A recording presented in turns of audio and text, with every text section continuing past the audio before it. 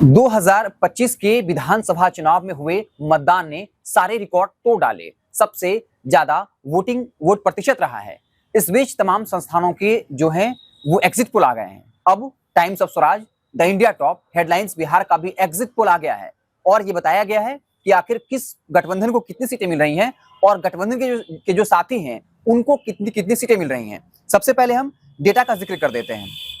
NDA को 150 से 160 सीटें, जिसमें जेडीयू को सबसे ज्यादा सीटें मिली हैं 70 से 80, बीजेपी 60 से 65, एलजेपीआर 5 से 7 सीटें, आरएलएम को 0 सीटें, एक भी सीट नहीं, हमको 3 से 5 सीटें आ सकती हैं।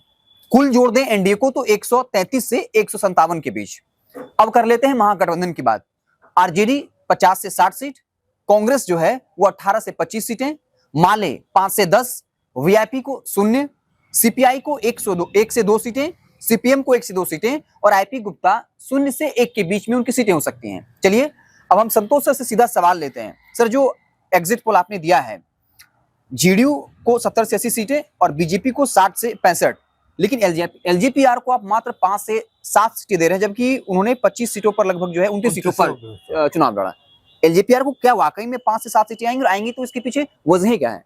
पहले हम जदयू की बात कर लेते हैं जी। अभी तक जितने एग्जिट पोल आए हैं, पहली बार ऐसा है कि 13 के 13 एग्जिट पोल एनडीए को सरकार बनाने का दावा कर रही है कि सरकार एनडीए की बनेगी। अमूमन कोई भी सर्वे एजेंसी का ये रिपोर्ट नहीं है कि एनडीए सरकार नहीं बना रही है।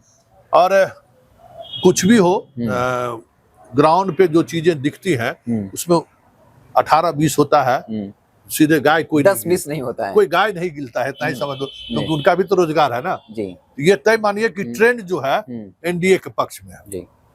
और एनडीए मतलब हर कोई 40 से लेकर 60 तक मैक्सिमम इस तरीके की चीजें बता रहे हैं कि उतनी सीटें वो लोग जीत कर आ रहे हैं। 6 सर्वे रिपोर्ट ऐसे हैं जो बीजेपी को सबसे बड़ी पार्टी कर रही है और 7 सर्वे रिपोर्ट ऐसी हैं जो जदयू और आसपास मान रही है, ठीक है ना। और मेरा सर्वे रिपोर्ट यही है कि जदयू सबसे बड़ी पार्टी होगी। उसकी एक बड़ी वजह है जी। और वजह वही वजह है कि आप जहां कहीं भी फील्ड में आप भी गए थे कि देख जो स्थिति थी, नीतीश कुमार के खिलाफ कोई इनकम्बेंसी गुस्सा नहीं था, वो चीजें साफ दिख रही थी।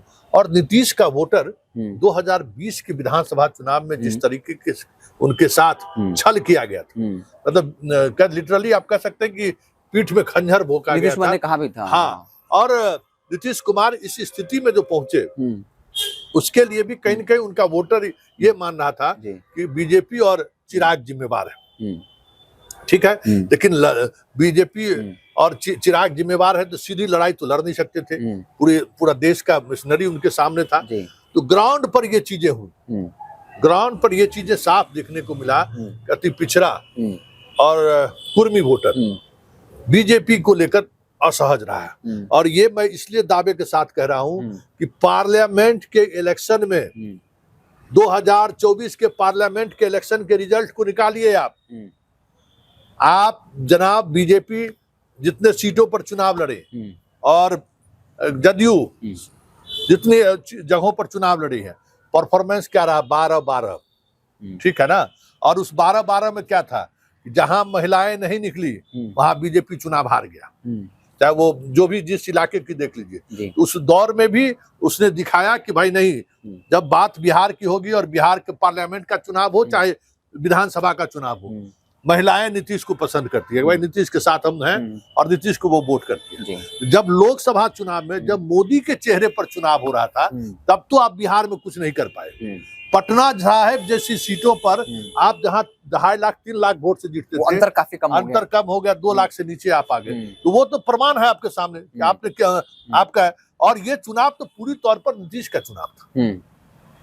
भले सर, आप ये क्या कह रहे हैं कि जो नीतीश के कोर वोटर हैं उनके बीच ये मैसेज था कि 2020 में जो वो दावा करते हैं कि धोखा हुआ, तो क्या जहां चिराग पासवान जिन सीटों पर लड़ रहे थे, जहां बीजेपी लड़ रही थी, क्या वहां खेल हुआ है। और खेल इतना ही नहीं हुआ है, खेल ये भी हुआ है। हम अपने दर्शकों को बता दें कि मोतिहारी टाउन बीजेपी चुनाव हार रही है, प्रमोद कुमार चुनाव हार रहे हैं। कई ऐसी सीटें हैं जिसका अभी हम वर्णन करेंगे जहां बीजेपी जाले हार रही है। बीजेपी कई ऐसी सीटें हैं, हम तमाम सीटों का हम चर्चा कर देंगे कि कहां-कहां बीजेपी हार रही है।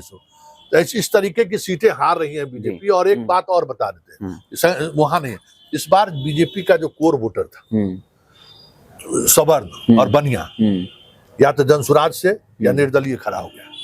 और पिछली बार हुआ ये था कि इस बात को समझे कि पिछले बार आज जिस फेज का चुनाव हुआ, पिछले बार वो फर्स्ट फेज था और वो यादव के डोमिनेंस का इलाका है। मगध और शाहाबाद का जो इलाका आप कहते हैं ना, वो यादव का डोमिनेंस का इलाका है।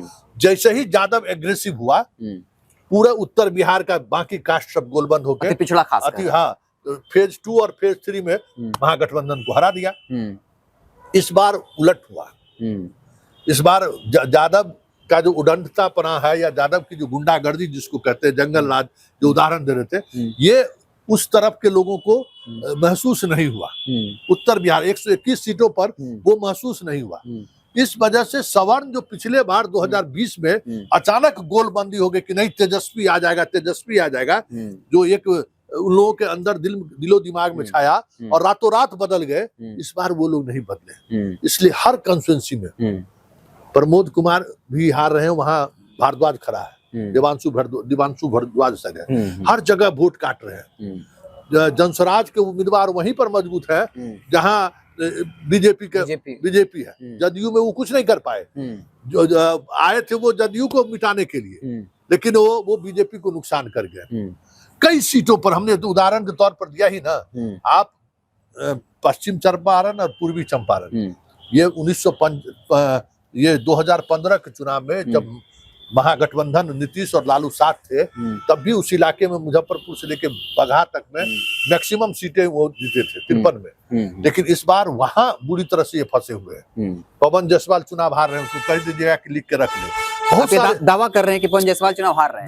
जो रिपोर्ट आ रही है वो सारी रिपोर्ट बता रही है कि वो लोग चुनाव हार रहे हैं। बहुत सारे कई बीजेपी के दिग्गज, विजय सिन्हा चुनाव हार रहे हैं, समझ गए, बिहार उप मुख्यमंत्री चुनाव हार रहे हैं। जो एग्जिट पोल में जो चीजें आ रही हैं, हम मतलब ईवीएम देख के थोड़ी बता रहे हैं, जो एग्जिट पोल में जो रिपोर्ट आ रहा है वो रिपोर्ट ये बता रहा है कि वो चुनाव हार रहे हैं। कई बड़े बड़े दिग्गज नेता जो है सो जीवेश मिश्रा को लेकर खबरें आ रही हैं कि वो चुनाव हार रहे हैं। हाँ, हम लोग ग्राउंड पर गए थे, वहाँ दिखा भी वहाँ के ब्राह्मण मुसलमान सब। अब वही देखिए कि पिछले बार बहुत कुछ होने के बावजूद भी ब्राह्मण नहीं बटा, इस बार ब्राह्मण बट गया। मतलब आप समझ जाइए कि जो बीजेपी का परंपरागत वोटर था ना, वो इस बार टूटा। कांग्रेस ने सिंधमारी भी करी उसमें सिंधमारी करने में जो भी रहा, और उसका असर दिखा कि हम इसलिए कह रहे हैं कि जदयू सबसे बड़ी पार्टी होगी। जदयू के खिलाफ कोई इनकम्बेंसी नहीं था, और जदयू के साथ जदयू जहां आरजेडी के खिलाफ था, जैसे आज ही जहानाबाद की बात करिए, भूमिहार उम्मीदवार राहुल सिंह हार रहे हैं, राहुल चुनाव हारेंगे, निश्चित तय है। वहां हम आपका क्या ऑब्जर्वेशन रहा, क्यों आपको लग रहा है कि वो चुनाव हार जाएंगे? इसलिए कि यादव और मुसलमान, भूमिहार के वोट में भी डिवीजन था। भूमिहार अभी भले वो टिकट दे दिए हो, लेकिन लालटेन पर बटन दबाने का वो साहस नहीं जुटा पा रहे थे। और हम पहले भी कहे थे कि मोकामा की घटना, जो 14 उम्मीदवार भूमिहारों का उम्मीदवार जो आरजेडी जिसको सिंबल दिया है, वो 14 को 14 उम्मीदवार की स्थिति खराब होगी, ये तय मानिए। डॉक्टर संजीव और यहाँ लालगंज से ये दोनों, शिवानी शुक्ला जीत जाए तो जीत जाए। बाकी सीटों पर बोगो सिंह की भी स्थिति बहुत बुरी स्थिति है। बाकी सीटों पर कह सकते हैं कि वही जो लालटेन पर बटन दबाने में जो सवर्णों की परेशानी है, और मोकामा की घटना के बाद वो परेशानी और सबसे बन गया और उसका नुकसान उसको झेलना पड़ा। ये हम लोगों का एग्जिट पोल है। और इसमें एक सवाल एग्जिट कर देते हैं कि आपने वीआईपी को 0 सीटें दी हैं, ये समझ में नहीं आ रहा है। मतलब 0 सीटें वीआईपी को किस आधार पर, क्या ऑब्जर्वेशन रहा कि आपने कहा कि उनको एक भी सीट नहीं आ रही है? देखिए, एक बात समझ लीजिए, मुकेश सहनी को लेकर मेरा ऑब्जर्वेशन शुरुआती दिनों, हम उसी इलाके से अपने पत्रकारिता करियर की शुरुआत की है। ईटीवी में जब हम 2002 में दरभंगा गए, तो वहाँ सहनी और अन्य जातियों के बीच क्या रिश्ता है वो हम बेहतर जानते हैं। और ये ग्राउंड देखिए, सहनी का वोटर जो है ना, मानसिकता समझिए, हम लोग के इधर के एक प्रचलित है चटाई, मतलब जहाँ ताड़ी लोग पीते ना, पसीखाना हम लोग करते हैं। तो सहनी वोटर जो है के साथ ये है कि जो उसके साथ चटाई पर बैठकर तारी और एक और उसको चखना, चखना, जो खाएगा ना, उसका पहले दिल से दिल वही मिलता है। अच्छा, हाँ, तो ये मुकेश सहनी कभी सहनी वोटर के साथ दिल से दिल नहीं मिला है। और ये आपको कैप्टन निषाद नहीं हो सकता है। कैप्टन निषाद की छवि एक पढ़े लिखे व्यक्तित्व रहा उनका और एक लीजेंड पर्सन रहे। तो कभी अब सन ऑफ मल्ला अपने नाम से ले लिया तो मल्ला आपको नेता मान लेगा। और सबसे पहले आरजेडी को छोड़ने वाला पिछड़ों में मल्ला ही था और मल्ला अपने आप को उस समय छोड़ा और लड़ा यादव से। मल्ला सबसे पहले यादव और मुसलमान के खिलाफ डंडा उठाने वाले बिहार में लड़ाकू माना जाता है। नहीं, पिछले लालू के शासन काल में सबसे पहले डंडा वही उठाया, दोनों से फाइट किया वो। तो आप उस सामाजिक समीकरण को बदल नहीं सकते ना। और उस सामाजिक समीकरण को बदलने के लिए आप चौहरमल के पूजा में चल जाएगा तो थोड़ी हो जाएगा। कोई मान लीजिए चिराग चल जाते हैं पासवान के पूजा में, उससे थोड़ी हो जाएगा। इन लोगों का भी एगो बाबा है। तो ग्राउंड पर आप लोग नहीं एक्टिव, जमीन का नहीं बन पाए। और इसीलिए और वहां जैसे भाई को इसने वापस लिया ना, उससे काफी मनोबल पर प्रभाव पड़ा और उसका असर हुआ कि ये ना अच्छा। और सवाल है कि पैसा पर टिकट दीजिएगा तो कैसे होगा। एक परसेप्शन तो बना है, परसेप्शन बना है ना, सच्चाई भी है। तो उसका तो नुकसान उठाना पड़ेगा ना। सहनी को भी यही नुकसान उठाना पड़ा है, उपेंद्र कुशवाहा को भी यही नुकसान उठाना पड़ा। सवाल था कि उपेंद्र कुशवाहा को भी अब सुनिए दे रहे हैं और चिराग को भी जो नुकसान हो रहा है। लेकिन सर उनकी पत्नी जहाँ चुनाव लड़ रही है, कहा जाता है उपेंद्र कुशवाहा ने सारे जगहों को छोड़ के वहीं पे फोकस किया। तो क्या जहाँ पूरी अपनी मशीनरी लगा दी उपेंद्र कुशवाहा ने, क्या वो भी सीट हार जाएंगे? सासाराम में पिछले बार भी आरजेडी हराया था ना कुशवाहा उम्मीदवार, वहाँ बनिया और अदर्स। और कुशवाहा कोई उपेंद्र कुशवाहा की राजनीति जो है ना, अब लोगों को रास नहीं आ रहे हैं। इसलिए कुशवाहा का ये। और एक बात तय समझिए, अगर जो एग्जिट पोल में विश्लेषण में हम लोग कर रहे हैं, अगर वही रिजल्ट आया तो बिहार की राजनीति में आने वाले समय में न चिराग दिखेंगे, न तेजस्वी दिखेगा, न जीतन राम मांझी दिखेंगे, न उपेंद्र कुशवाहा दिखेंगे और न मुकेश सहनी दिखेगा। तो दिखेंगे नहीं या फिर स्थिति कमजोर हो जाएगी? नहीं, ये सब राजनीति से आउट हो जाएंगे। अब ये राजनीति, इसका क्या ऑब्जर्वेशन है? ये अब राजनीति नहीं। देखो MY समीकरण अब M जो है ना, अब बर्दाश्त नहीं करेगा। कितना पिटाई खाएगा भाई।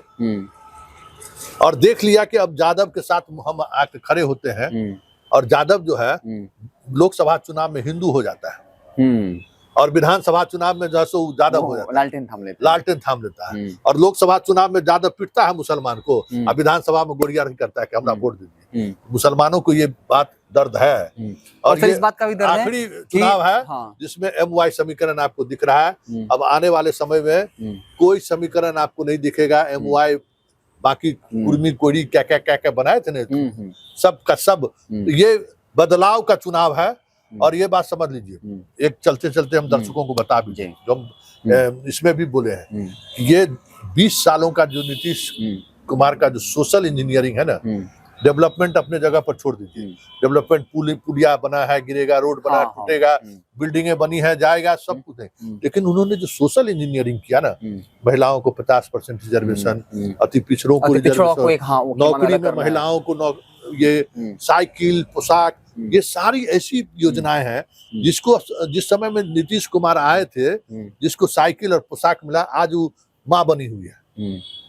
और वो साइकिल पर हमारे आपके लिए कोई महत्व नहीं, लेकिन उस महिला के लिए महत्व था उस साइकिल। हाँ, साइकिल पर घूमने की वजह से जो उसका कॉन्फिडेंस आया कि माँ पिताजी का दबा लाने के लिए रात में जाके निकल जा सकती है, वो कॉन्फिडेंस। ये आप सोच के चलिए कि वोटर को पता है कि नीतीश कुमार का ये आखिरी चुनाव है और आखिरी बार ये मुख्यमंत्री बनेंगे। और एक और बात चलते चलते हम कर दे, अगर शाह और मोदी नीतीश कुमार की नाम को घोषणा कर दिए रहते तो शायद इतना वोटिंग नहीं होता।